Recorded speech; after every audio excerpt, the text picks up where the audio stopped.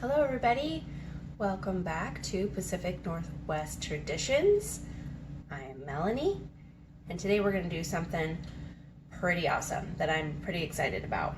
We're going to can today, as you can see, right? My husband bought me this wonderful t-shirt for Christmas, and I watch some other YouTubers that do home preservation and canning and things like that, and I got this idea from the Thrifty Chic Housewife, and it is, well, how do I say, chipotle chili.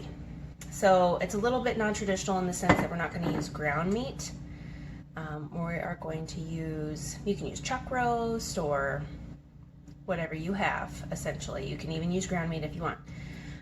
But it has more of like meat cubes rather than ground up. We're going to use some beans. So I already will show you parboiled pinto beans and black beans. Now her recipe, we're doubling that today. Okay, so her recipe originally called for 3 cups of dry beans. So you measure 3 cups when they're dry. So I did 6 cups. That yields quite a bit. But I have 3 cups of pinto beans and 3 cups of black beans in here. So I just wanted to use the combo. She said you could use either or.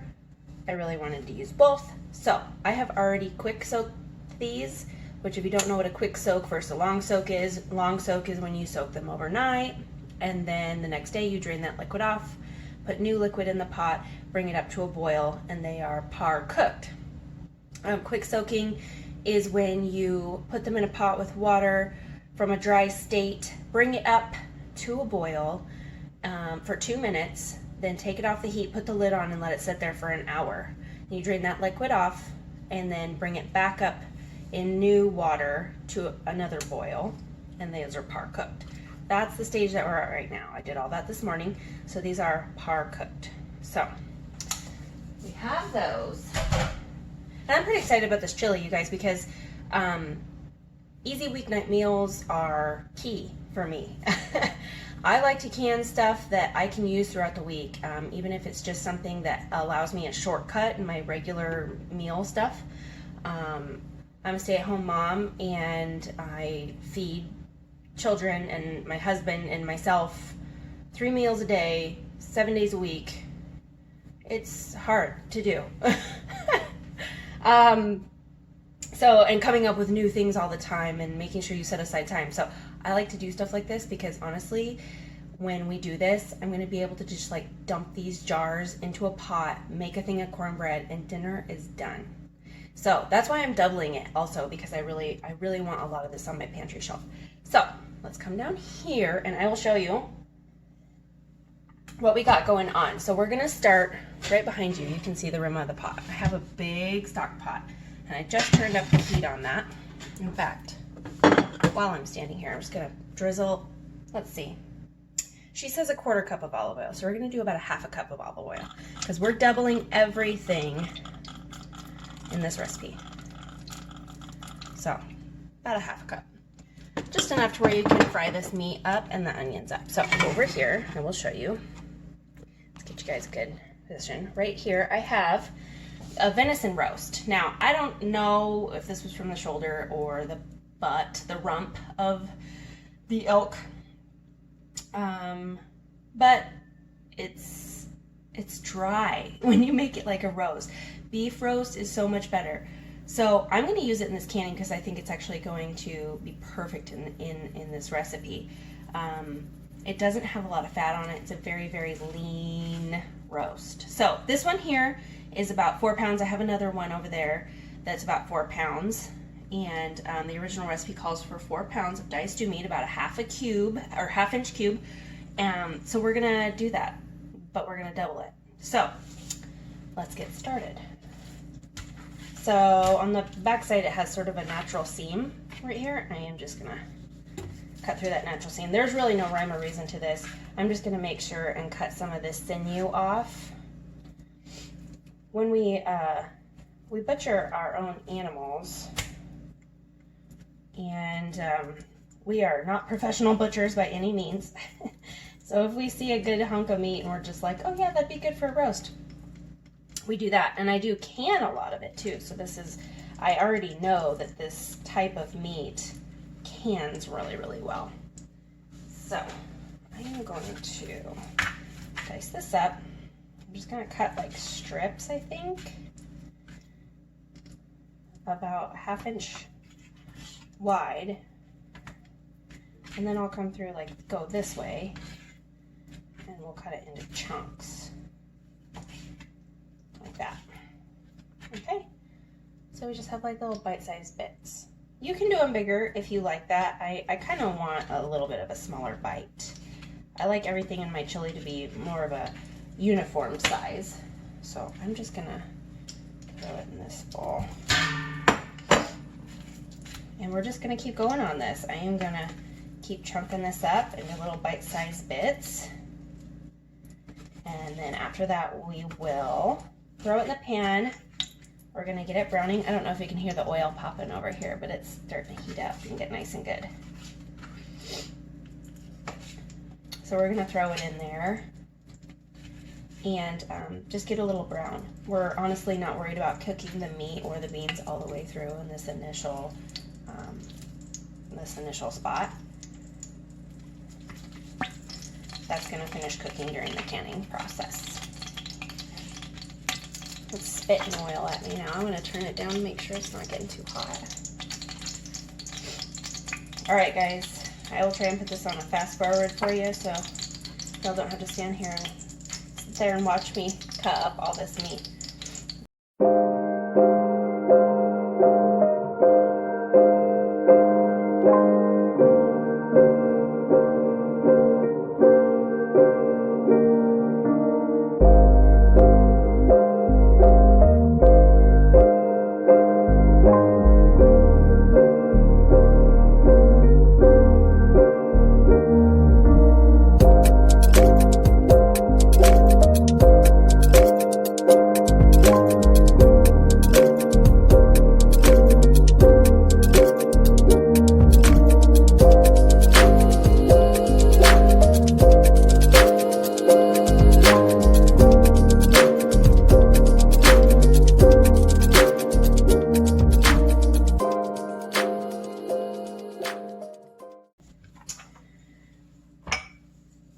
Okay, you guys, so I rinsed off my board just a little bit after getting all that meat done, and we are going to move on to onions, but not before we throw all of this beautiful chopped up meat into the oil to start getting nice and brown. So I'm gonna try and bring you down and do this. Now this is gonna be loud a little bit.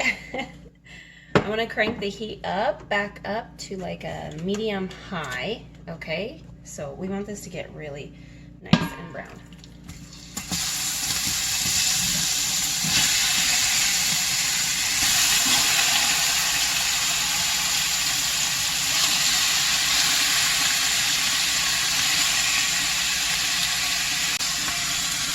Okay, so at this point, if you want to, you can season the meat, but I'm just gonna wait. We're gonna do everything all together.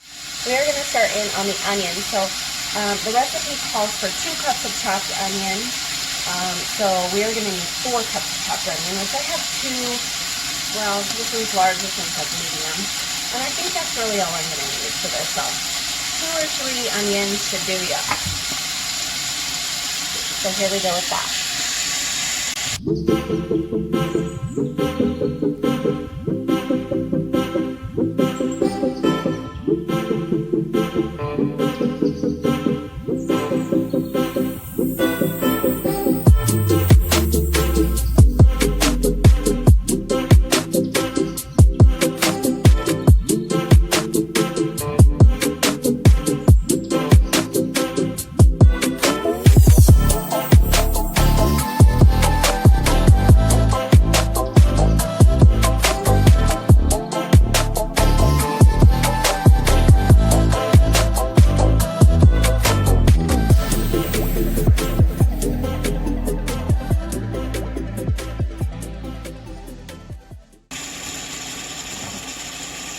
Alright, what does that look like?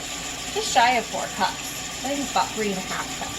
So we are going to bring you back over here and We're going to dump these onions in.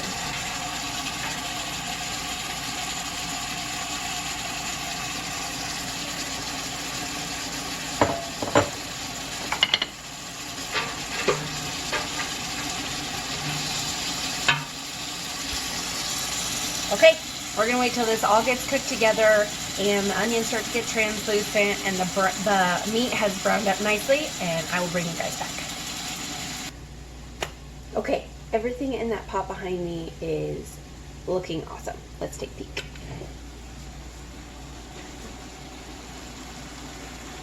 The onions are translucent. The meat is getting nice and brown, so now it's going to be time for us to move on to the next step. So we're going to let that continue to cook. It's still on a medium-high heat. And we're going to make sort of like the saucy part of the chili. Okay? So we are going, so she calls for, in her recipe, 6 cups of canned diced tomatoes. If you can your own diced tomatoes, you use those. You use store-bought diced tomatoes, you use those. But my husband has a sensitivity to tomatoes. He doesn't like chunks of tomatoes. In fact, he has a hard time digesting them. And so what I'm going to do today, I'm going to do something a little bit different. Instead of using diced tomatoes, which also I'm doubling this, so I need 12 cups. So in an effort to make this less tomato acidic, like less tomato-y, and not have the chunks of tomato, I'm going to use 1 can, and this is a 28-ounce can of tomato puree, okay? And then I'm going to also throw in a 6-ounce can of tomato paste. So this is my tomato product. If you're doing this at home and you don't mind chunks of tomatoes, use the regular 6 cups of tomato chunks with the juice, okay? So today we're doubling it, so it's 12 cups. So this isn't going to equal 12 cups of tomato, so I am going to cut it with some homemade beef stock that I just made the other day. I had about 2.5, let's see if I can get that on camera, 2.5 pints that didn't get into the canner and they've been in the refrigerator. So we're going to cut our tomato with this liquid. Okay, so first things, we're going to open our can. P.S. If you don't have an electric canner, buy one. Get it. It's worth it. Totally worth it.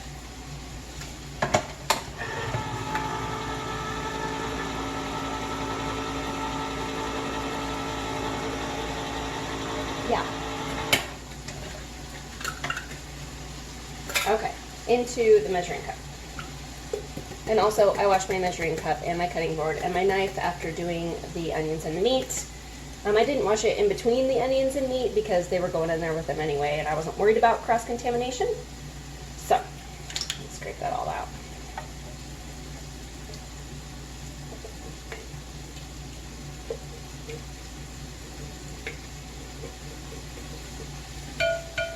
Oh, a little bit left in there. You guys know I am like, scrape it all out. Okay, I'm going to knock my heat back. I hear my meat yelling at me back here, so I'm going to knock my heat back to about medium. Opening tomato paste.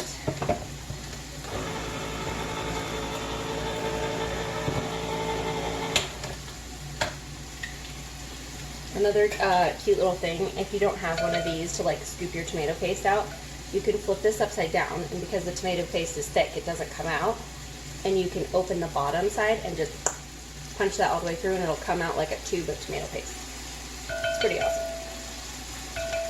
And I do use a squeezy tube of tomato paste, but I didn't want to use it all up in this recipe. It's really good. The squeezy tube is good for when you just need like a tablespoon or two. You don't have to open a whole can.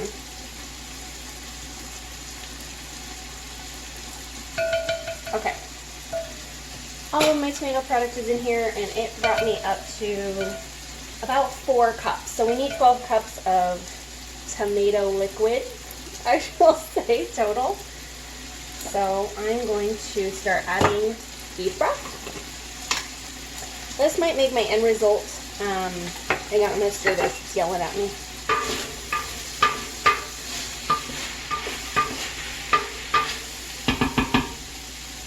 Okay, this might make my end result adding the broth like this a little less thick, but that's okay. I'm totally fine with that. But know that if you're not going off of the regular recipe and using the chunks and including the broth, your chili may not be super, super thick. Okay, that was a half pint, which I'm actually curious to see how much I'm going to need. And I didn't can these, but they did seal because when I put them in, put the broth in them, it was hot. So they did seal. Let's see. This is an 8-cup measuring cup. And it looks like we're right at 8 cups, so I'm going to dump that in with the meat. And then we will measure out another 4 cups of liquid.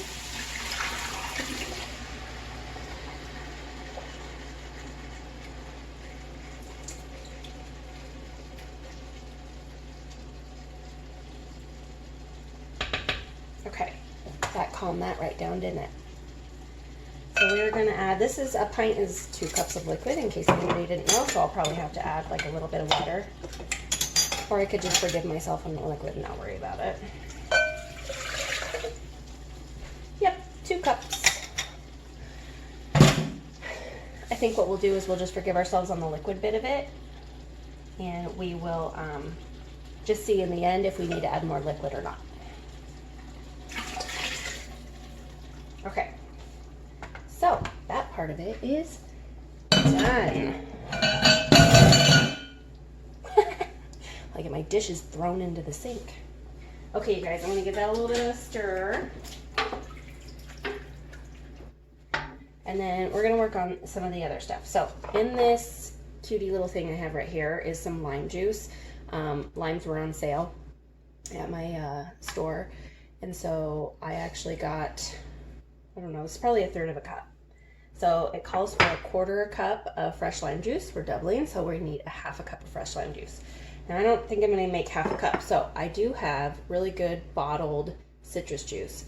A lot of the times in canning, they say to use a bottled lemon juice or some kind of a citrus juice that's bottled, because the acidity is important when you're doing water bath canning.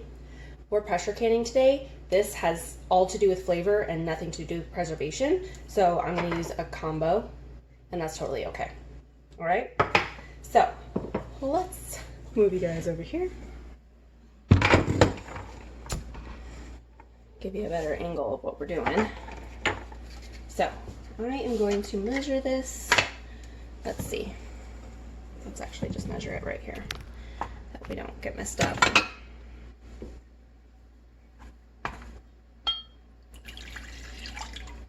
Oh my goodness, that was so close to a 1/2 cup, guys. And from what I understand, this step is key. The lime juice is mega important. It makes this chili taste amazing. Okay. Into the pot.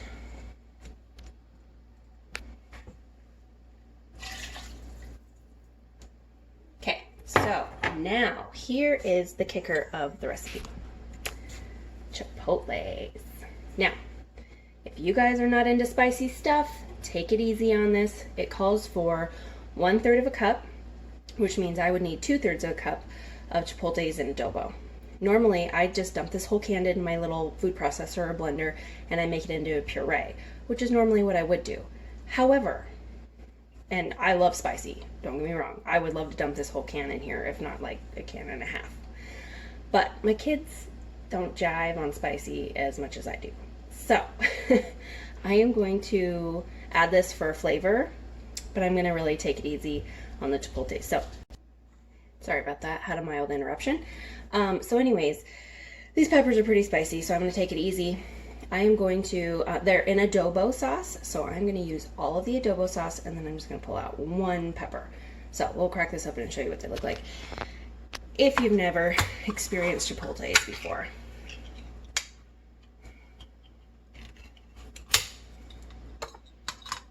So I'm just gonna kind of pour off some of the sauce. Now these are onions right here, which is just fine. And inside here, there are these little chipotle peppers. Now they do pack a punch. They're pretty spicy. So I'm gonna pull all the peppers out. Just keep dumping that adobo sauce with the onions into my measuring cup because I do want to use all the adobo sauce. That stuff is super flavorful and less spicy. It has a kick because it's been packed in here with the peppers, but it's much more mild than one of these whole big peppers.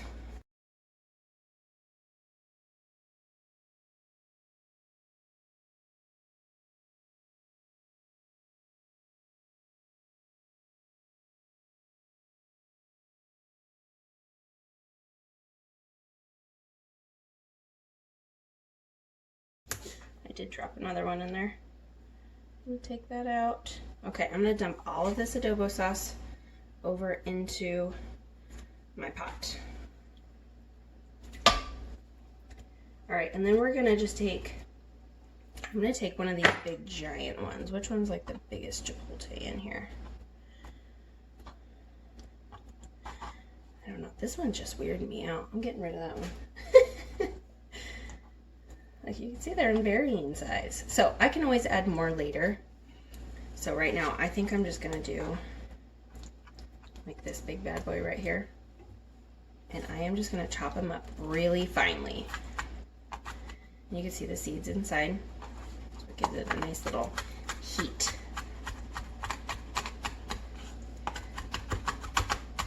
And also, if your skin is sensitive to spicy things, wear gloves when you do this. These doesn't tend to bother me, as long as I wash my hands right after. Jalapenos, on the other hand, kill my skin, which I don't know why it's different, but it is. Okay, so I've chopped that up into, well, what seems like a paste. Okay, we've got the chipotles in there. We're just going to mix that in.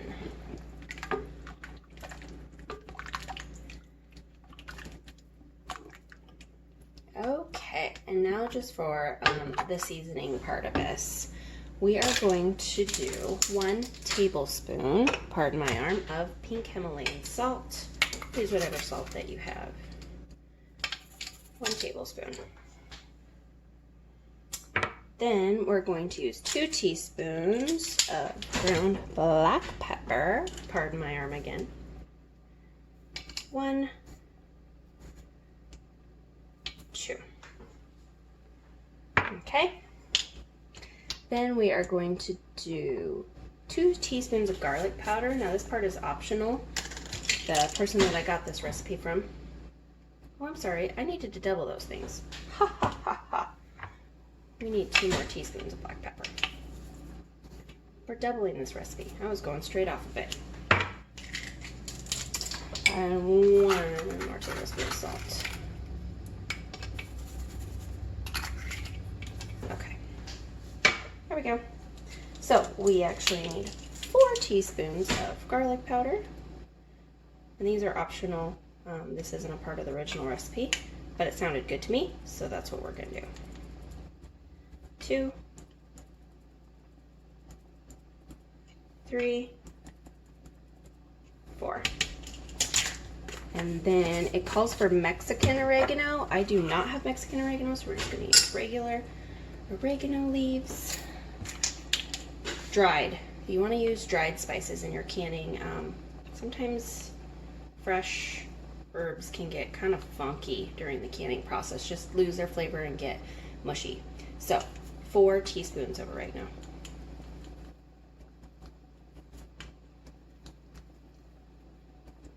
2, 3, almost said 2, 3, and 4. Okay, and then she also added 1 tablespoon of dried cilantro to hers. That would be wonderful if you like cilantro. I am one of those people that finds cilantro soapy, so I'm going to avoid that. Another yummy thing might be cumin.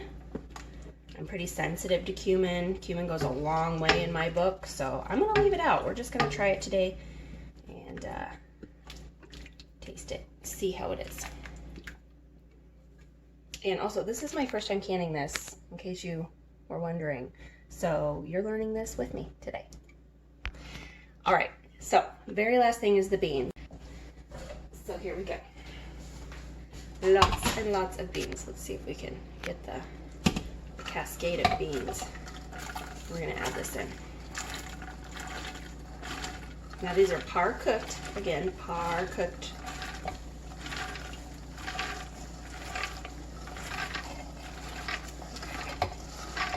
And this is a mix of black beans and pinto beans. And you want to measure those dry. You don't want to cook them first and then measure them. So we'll get that stirred in. And that is our chili, you guys. So I'm gonna let this heat up and get kind of bubbly and just come together for a few minutes here. And then I'm gonna come in here. That's my chipotle skin, look at that. Don't want that in there, do we?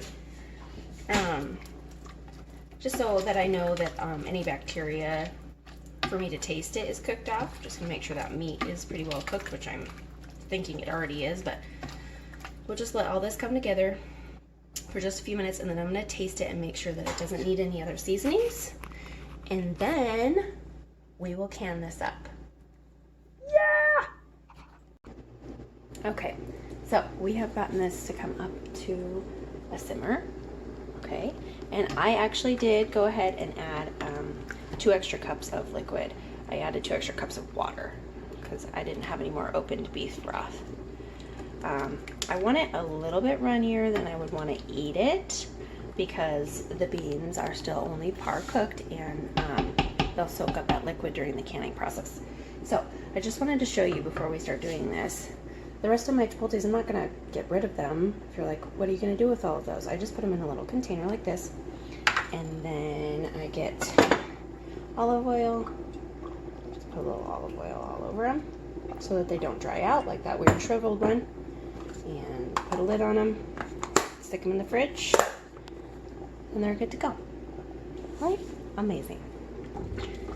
Okay, it's time to taste it. So this has come up to, well, more than a simmer. It's up to like a boil now. So I turned the heat way back. I'm going to turn it down to like a medium low just to keep it hot because we are hot packing this, so we need it to be warm. So I am just going to dip a little spoon in here, and I'm just going to get some of the sauce. The beans and stuff aren't cooked. The meat probably is, but it's not tender. It would still be kind of gummy. Once you pressure can it, that meat is going to be so fall apart tender. And that's another thing with meat that's really lean, you know, it needs a lot of flavor and it needs a little bit of fat. And while this doesn't have a ton of fat in it, we did use some olive oil and things like that to fry it up. So I'm just tasting a little bit of this broth to see how it is. I can smell the lime juice.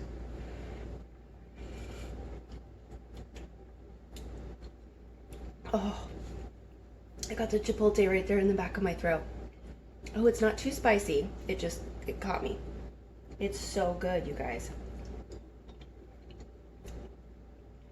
It has amazing flavor. It's actually really bright. I thought a lot of times chili can just sort of be heavy. That lime juice is definitely key. She was right. It brightens the whole thing up. This is gonna be so good, you guys. I'm so excited. Okay, so let's grab a few jars. I have my jars back here. We're gonna start with quarts, and if I have more after that, then I'm gonna do pints. So quarts is gonna be, this is probably enough for 2 people. So I have 4 people in my family, so 2 of these is dinner.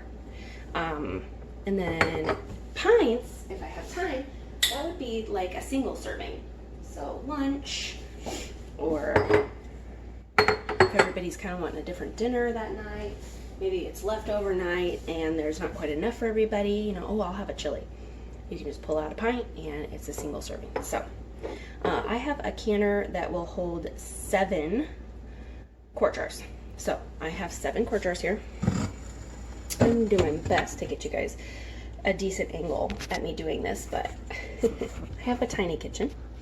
So sometimes it's hard to get good angles in here. So I'm gonna move all my spoons and everything. Okay, we're back. Sorry about that. Had another interruption. All right, so here is what we're gonna be doing. Got a little funnel right here. Okay, so you stick that in there, and then I'm gonna stir this a little bit just to make sure that you get even liquid to solid distribution. And we will scoop and ladle this into our jars.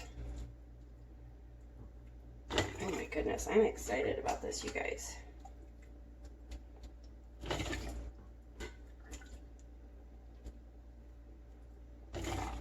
And we're going for 1 inch of headspace. That's just basically right to that bottom rim.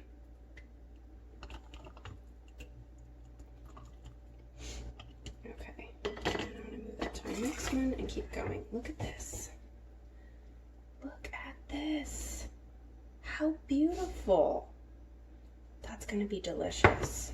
Okay, so we're just gonna keep filling jars, and then we will move on to getting them in that canner. Oh, and also I have already started to preheat my canner. I have about 2 inches of water in here with a little splash of white vinegar to keep my jars clean while they can. And I have it on sort of like a medium heat, just starting to get warm, because you want the temperature in there to kind of be the same as the heat, the temperature of the chili in the jar.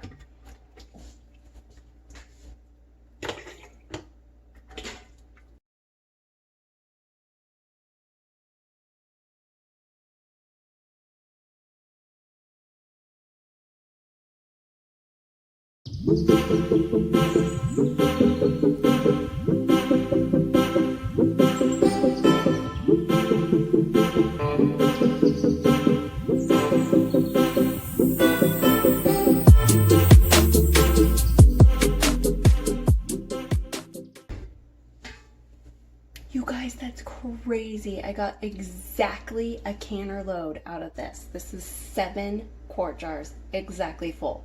That is awesome. Okay, so now that we have them all full, we are going to debubble. I'm just going to use a straw. I had a debubbling tool, but the end came off. So this end is our measuring thing, and we want 1 inch of headspace. So we're going to go through and just kind of whir this straw around. You can use whatever, really. I'm a little short on this one. Once you do that, get all the bubbles out. I'm a little short on that one, a little high on this one, I can already tell.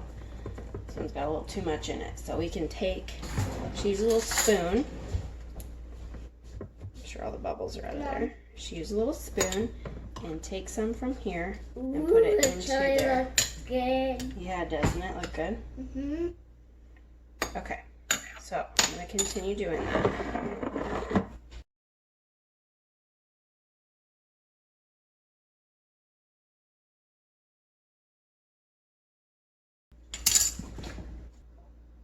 Okay, so next what we're going to do is we're going to wipe the rims of these with a little bit of vinegar. So I just grabbed like a jug of vinegar, and I learned this from Rachel. That's 1870s Homestead. Just glug it onto your rag. Don't even worry about stick it in a bowl. It's way easier. Now this is a super, super important part. Make sure it's really nice and soaked in the vinegar, and then wipe the rims. It's super important. You want to make sure and get everything off the rim of this jar. Okay?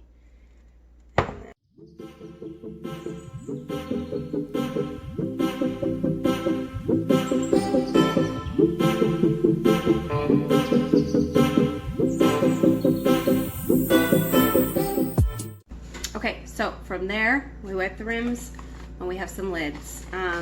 Anytime I open a box and I don't use them all, I just stick them in a little plastic bag so I know that they're new and they haven't been used. So we're just going to put some lids on here, and I'm cranking this canner up to high now to make sure that this water is really, really warm when we add it in. I'm using wide mouth today because I feel like it's just going to be easier in the end to get the product out of the jar rather than a regular mouth, which is usually more like for liquids and sauces and things like that. Canning guidelines state you don't have to heat up your lids and rings anymore, and we are pressure canning for meats, so it doesn't matter. Okay, so we're gonna put our rings on, and we're just gonna go finger tight and then set them gently down into the canner.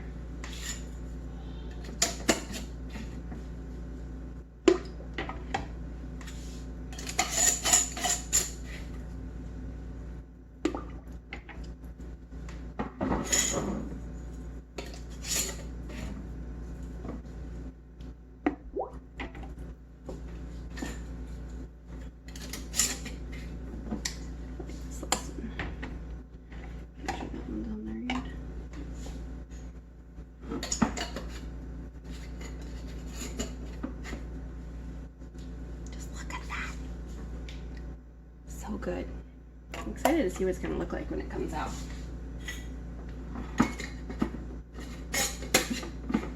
Okay, last one into the jar. Looks like my water level in here is just fine.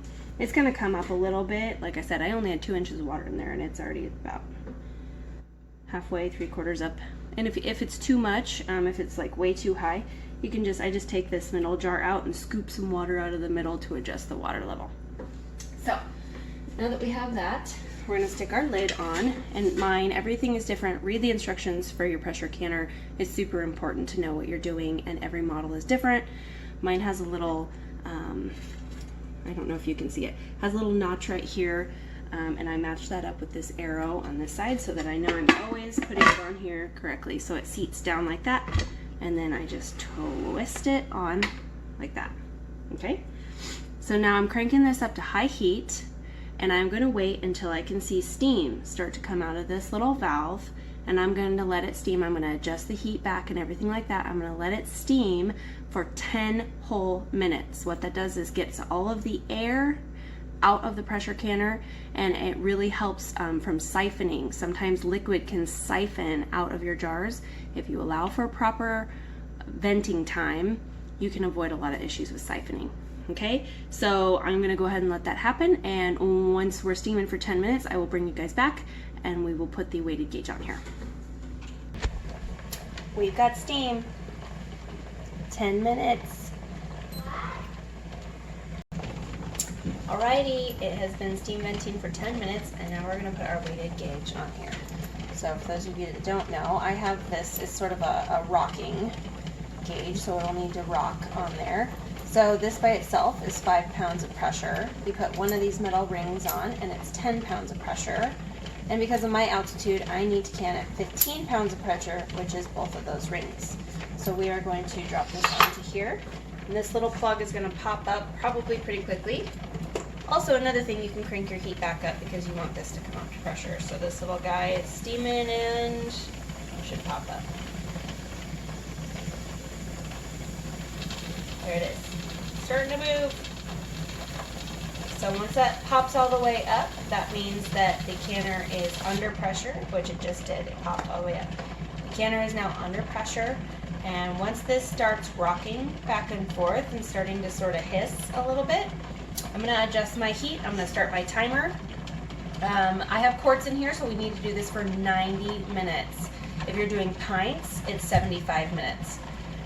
So I'm going to set my timer for 90 minutes. Once this starts sputtering, and I'm also going to turn my heat down and control my heat to where it's not like rocking like crazy and sputtering all weird. We want it to just really have like a gentle rock and sputter. So that's what we're going to do. So once that happens, I'm going to set my timer for 90 minutes, and I will just bring you guys back at the end when we pull these out of the canner. I will bring you back at that point after this has depressurized and I have cracked the lid, and we will see the results together. It's done, you guys. So it depressurized, the little nodule went down. I cracked the lid and just kind of left it sitting on top of it like that. So, time for the big reveal. Don't burn yourself with steam. I've done that way too many times. Oh, they look so good. I'm so excited. Oh, that was scary. Look at. Oh, I don't know if you have a very good light. Let's see. My goodness, that looks so delicious. Okay, so you want to set it on a towel, let it cool for 24 hours, no touching it. And then you want to wait for the ping. And then you'll know they're sealed. I'll pull one more out and I'll show you. Is this not gorgeous? And it smells so good in here, you guys.